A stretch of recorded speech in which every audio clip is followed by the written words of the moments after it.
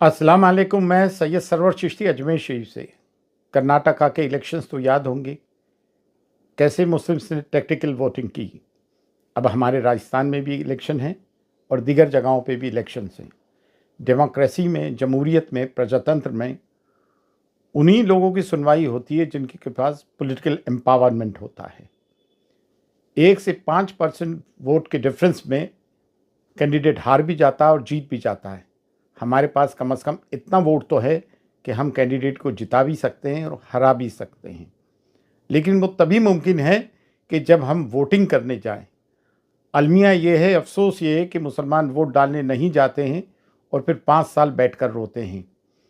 हमें Indian constitution ने इतना बड़ा इनाम दिया इस डेमोक्रेसी ने वोट का, तो उसका सही इस्तेमाल कीजिए और उन लोगों का भी ख्याल रखिए जो वोट को बांटने के